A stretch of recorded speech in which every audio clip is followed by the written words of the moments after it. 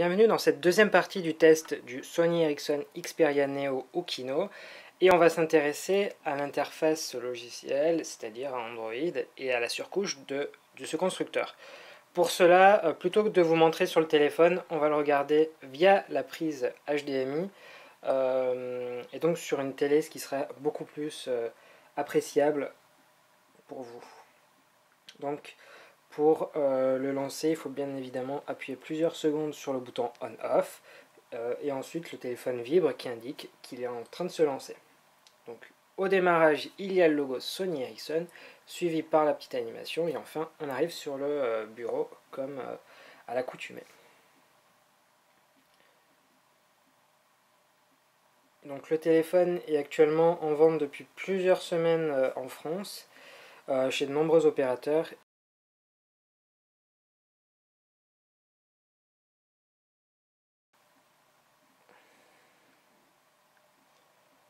Voilà, donc je viens de le déverrouiller, par contre il faut... Non, ça marche directement.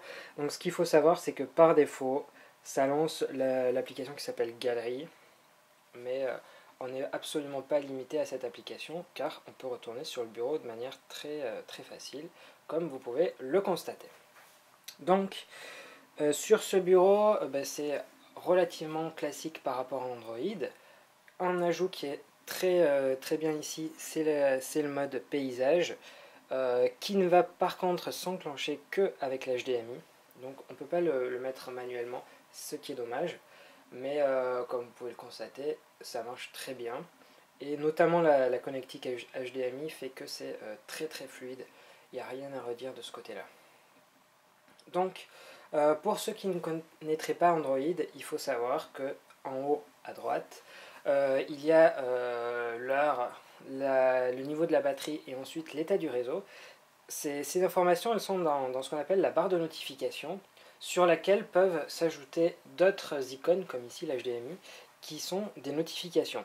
Donc pour ça, il suffit de déplier l'écran et ensuite on arrive sur des informations. Donc là par exemple ça dit que le mode avion est activé. S'il y avait la carte SIM, il y aurait écrit SFR, Bouygues, etc.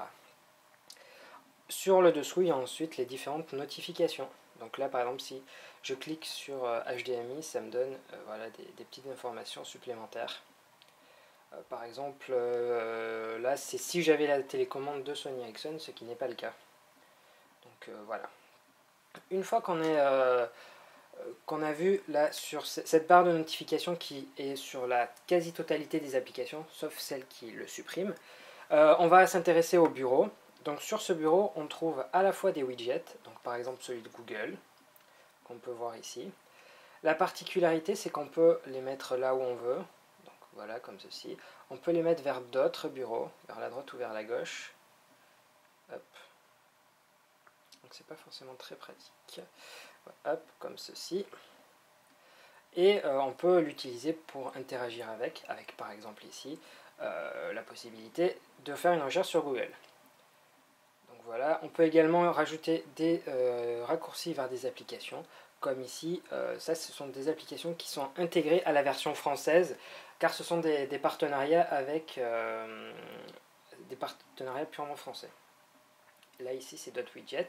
Donc vous pouvez constater qu'il y a 5 bureaux, mais en revanche il n'est pas possible ni d'en ajouter ni d'en enlever. Un élément appréciable, c'est qu'en faisant un pinch to zoom, c'est-à-dire comme ça, on a une vue avec tous les widgets, et donc si on clique sur un, ça va nous rediriger vers le bureau où il est affiché. Généralement, les autres couches affichent à la place un aperçu vers les bureaux, mais ce qu'a fait Sony Ericsson est relativement original. Sur ce bureau, sur la droite, vous pouvez remarquer qu'il y a une barre avec 5 icônes, donc ce sont soit des raccourcis, soit des dossiers. Alors par exemple, un dossier, c'est ce qui est en bas, sur lequel il y a donc plusieurs raccourcis vers des applications. Et au milieu, il y a le lanceur qui contient toutes les applications du système.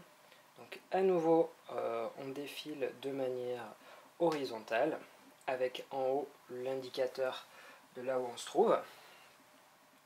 Les ajouts de Sony Ericsson c'est si on appuie en haut sur la petite icône, il y a cette petite animation qui va nous permettre, quand il y a une petite croix rouge, et ben c'est tout simplement de désinstaller l'application. Et en parallèle, elle permet aussi de réorganiser à sa guise le placement des icônes selon comment on le souhaite. Pour le placement, il y a également la possibilité de faire un tri. Donc actuellement il est personnalisé parce qu'on peut les mettre comme on souhaite, mais il peut également être alphabétique, les plus utilisés ou installés récemment. Voilà, donc ça c'était pour les applications. Vous pouvez remarquer que derrière il y a un fond d'écran et qui en fait est un thème. Donc il y en a de nombreux. Donc là par exemple, si j'active celui-là, on va voir que ça va immédiatement changer. Et ce thème va être disponible sur l'ensemble de l'application, comme vous pouvez voir juste derrière. Hop, voilà. C'est toujours commun, mais ça ne sera que sur les applications de chez Sony Ericsson. Je vais maintenant vous présenter les différents widgets qui composent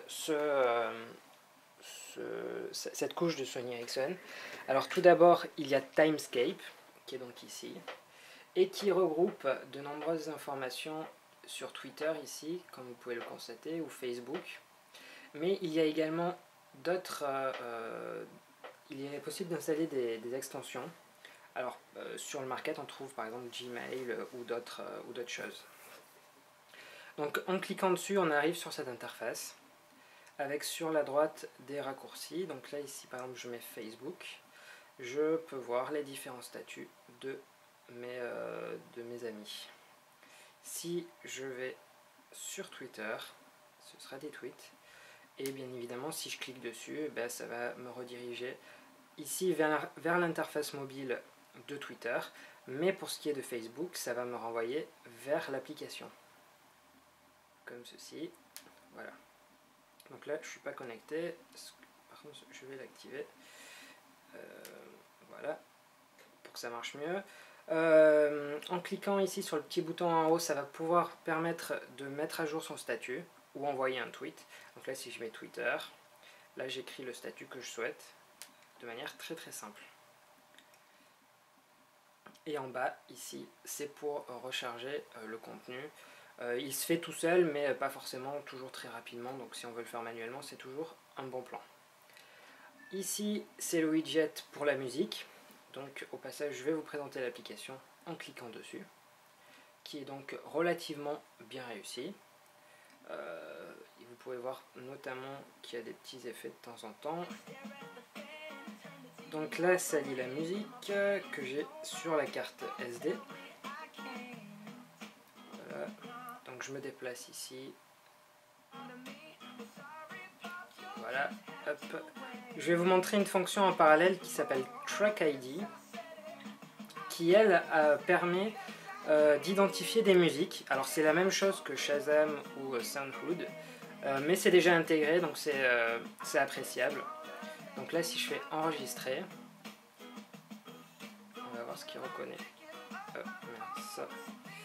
Donc si je l'active,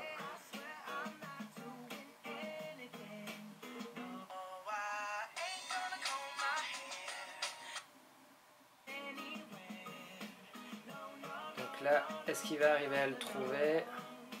Donc voilà, en l'occurrence là il a trouvé le bon titre et me propose de le télécharger, partager par mail, etc. Au niveau de la reconnaissance, c'est très variable. On va dire que les titres connus fonctionnent à coup sûr. Les titres moins ou qui ne sont pas dans le top, c'est plus variable. Donc installer Shazam ou Soundhood peut toujours être utile. Dans cette application, on peut également choisir, donc naviguer dans le contenu, donc en artiste, album, morceau ou playlist. Donc si je fais par artiste inconnu, audio, au hasard. Bonjour, ici Colette Provencher. Voilà. Donc ici en bas c'était un raccourci, voilà, là où vers la playlist. Et un grand atout de Sony Ericsson, c'est de proposer un equalizer. Donc si je mets... ça semble pas marcher en HDMI, mais ça marche avec le casque audio, ce qui c'est certain. Au niveau des paramètres sonores, il y a donc Xloud qui a été rajouté dans la dernière mise à jour et qui augmente le niveau sonore du haut-parleur. Pour le reste, il n'y a rien d'intéressant à dire là-dessus. Donc maintenant qu'on a regardé cette application, on regarde le petit widget avec ici une petite animation qui est relativement jolie. Donc là, je peux contrôler, faire suivant précédent. En revanche, vous noterez que dans la barre de notification, c'est juste un raccourci vers l'application et pas du tout vers des boutons suivants précédents, ce qui est un peu dommage parce que ça aurait été pratique. Et sur l'écran de verrouillage, c'est la même chose, ça n'affiche rien pour les contrôler, ce qui force forcément à devoir déverrouiller l'écran, accéder à l'application, ce qui est un peu fastidieux. Juste au-dessous, on peut voir une application qui contient les images qui ont été prises, les images et vidéos, pardon. Si je clique au hasard, voilà. Donc ça lance la galerie. Et là, on peut voir que c'est le pinch to zoom qui marche très bien. Donc dans cette galerie, on va pouvoir faire relativement des choses classiques. Par exemple, si je lance le diaporama, vu que c'est en HDMI, ça peut être sympathique à regarder. Donc là, par contre, c'est revenu au début. C'est allé à la fin, on va aller au début.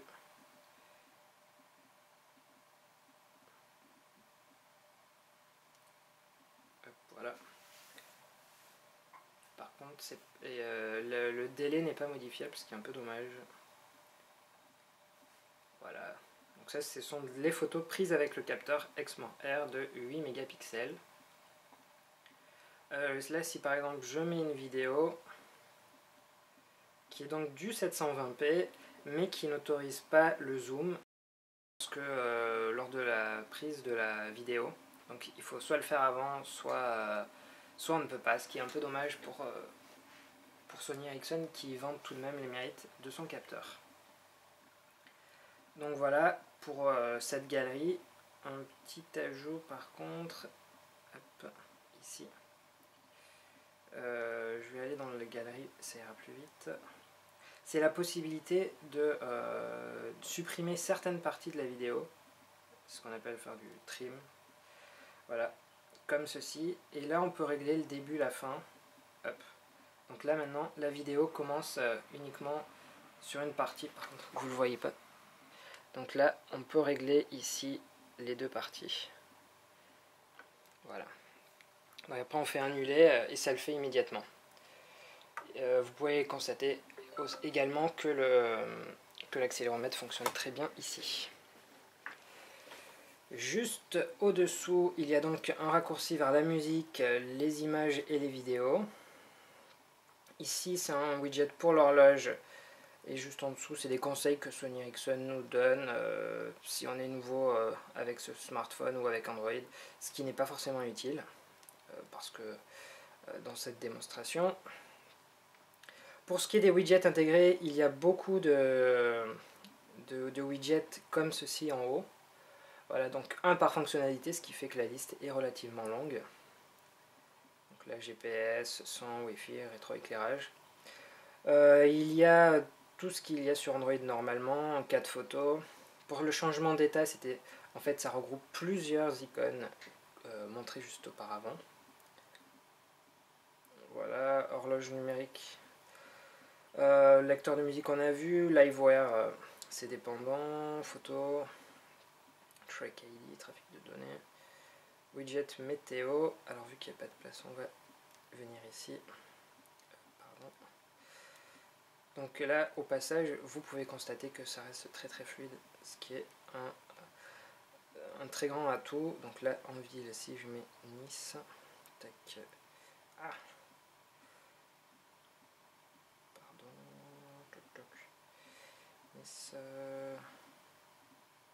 marcher.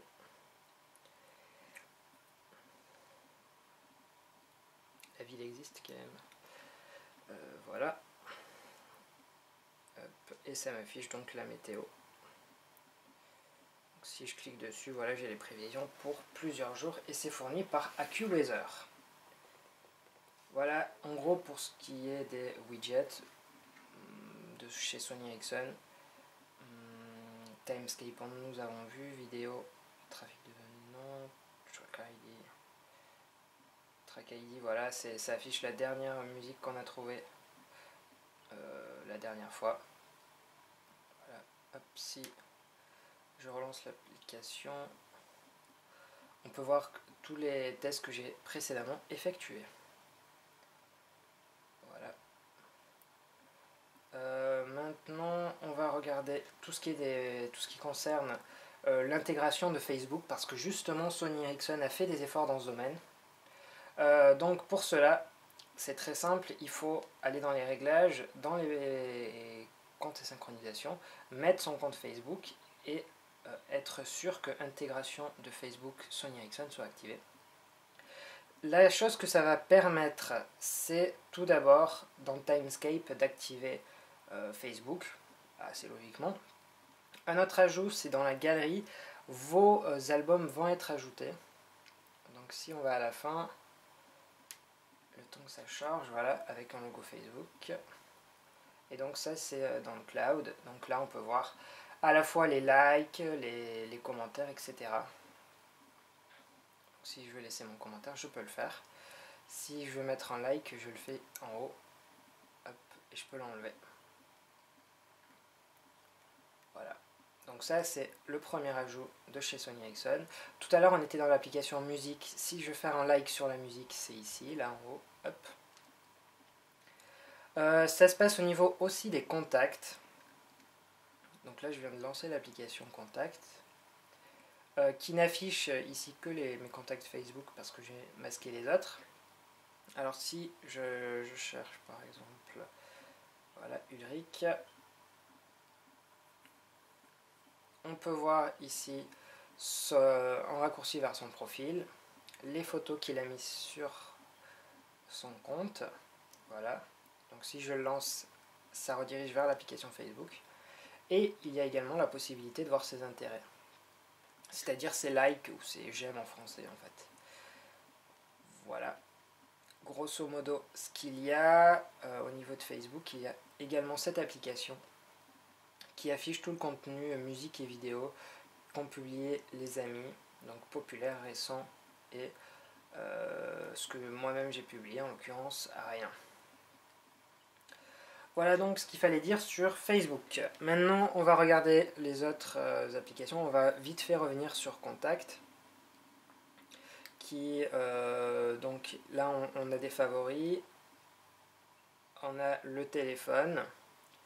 Donc voilà, le téléphone qui est classique. Le journal d'appel que je ne vous montre pas. Et voilà. Rien de plus à dire.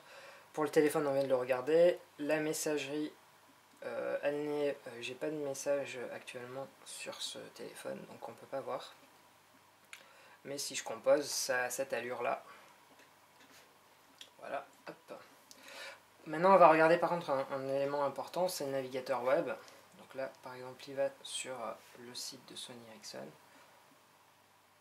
On va regarder ce que ça donne. Donc là c'est un site mobile qui par conséquent ne va pas forcément bien rendre sur un écran HDMI. Si par exemple on met un célèbre site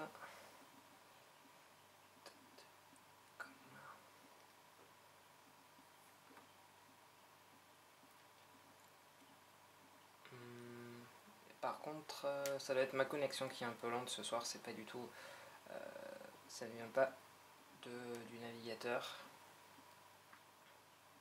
Donc le navigateur propose également de mettre plusieurs onglets. Donc là si je vais sur lemonde.fr et que je clique sur fenêtre, je peux rapidement rebasculer de l'un à l'autre. Alors celui-là n'a pas marché. Effet démo bien évidemment. Ok. Bon, s'il veut pas y aller, c'est pas très très grave. On va regarder le site du Monde sur lequel il y a du flash normalement. Car Flash 10.3 est installé de manière par défaut. Donc, hop. Au niveau du zoom, il y a bien évidemment le pinch to zoom comme ceci. Donc voilà, c'est pas très fluide, mais bon, ça reste un simple curse qui est relativement pas mal pour ce que c'est. Si je mets un article au hasard, donc le premier,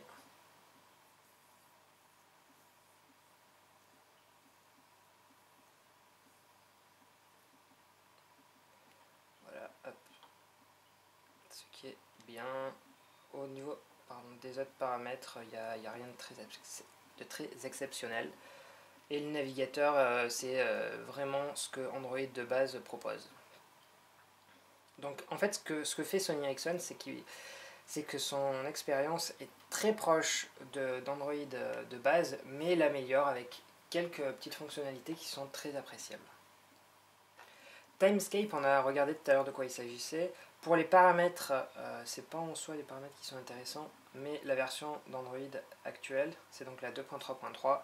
La 2.3.4 arrive au mois d'octobre. Et ensuite, vous pouvez voir le numéro de build, etc.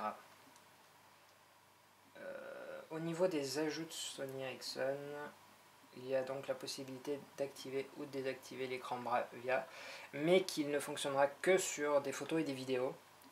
Et globalement, on ne voit pas trop la différence. Pour ce qui est de la connectivité, un élément qui est bien, c'est qu'on peut choisir si on veut du MTP ou du Mass Storage, ce qui est assez pratique. Donc voilà. Hop, là, on peut lire les différentes informations pour les deux.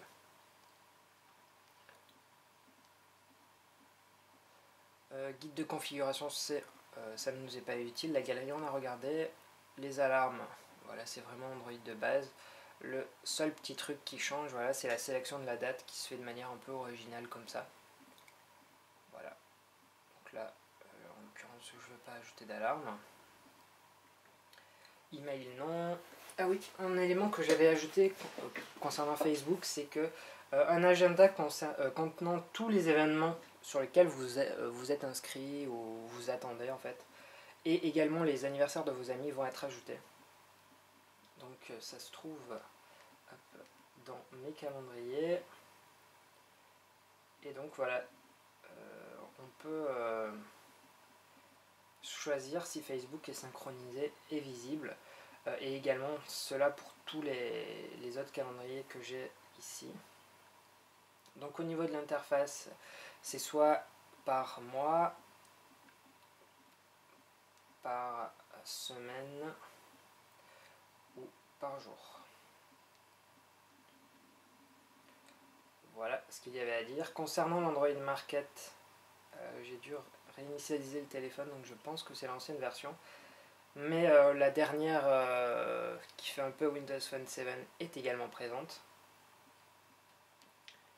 Donc le petit ajout de Sony Ericsson, c'est qu'il y a un onglet dédié, si ça veut bien s'afficher,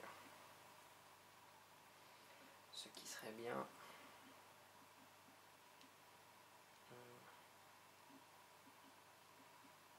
En l'occurrence, ça n'a pas envie. Bon, là ça ne marche pas, mais normalement il y a une rubrique consacrée à Sony Ericsson. Par la suite, tous les éléments que vous voyez ici, c'est du grand classique. À l'exception de Warner VOD qui est donc ajouté uniquement en France, qui donc donne accès à de la VOD. Donc je n'ai pas loué, mais l'application est là en tout cas. Vous pouvez au passage remarquer que les développeurs n'ont pas créé une interface en paysage, c'est pas bien, et que le bouton retour ne marche pas non plus. Ensuite, il y a obtenir des applications, qui est donc des recommandations de certaines applications. C'est un apixoïde en moins bien, en étant tout à fait honnête. Et il y a également la même chose pour les jeux. Voilà, tac. Et c'est tout simplement un raccourci vers l'Android Market. Tant qu'à y être, vu qu'on est en HDMI, on va regarder une vidéo au hasard. Hop, la voici. Ah bah c'est pas compliqué, j'ai de tout, hein. J'ai de la merde.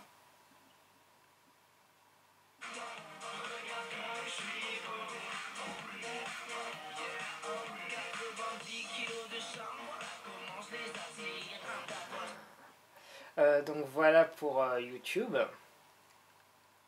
À y être, on n'avait pas regardé les vidéos. Ce que je vais faire avec Mobo Player. Donc le téléphone sait lire de l'AVI de manière normale, du MP4 également parce que les vidéos qu'il prend sont MP4. Mais par contre, dès qu'il va falloir passer en HD, c'est-à-dire du contenu en 720p ou 1080p de type high profile, ça ne marche pas du tout, que le rendu soit en logiciel ou en matériel. Donc là, ça disait que ça ne pouvait pas être décodé par le processeur, mais de manière logicielle, et on peut voir que ça marche très bien. Il n'y a pas de souci là-dessus. Donc n'importe quelle application sur le market fera l'affaire, car celle qui inclut n'arrive pas à lire ce fichier qui pourtant fonctionne très bien. Parmi les ajouts intéressants, il y a du DLNA. Voilà. J'arrive pas à le faire marcher, mais normalement ça devrait. Il y a des vidéos avec Cryocity, qui est donc un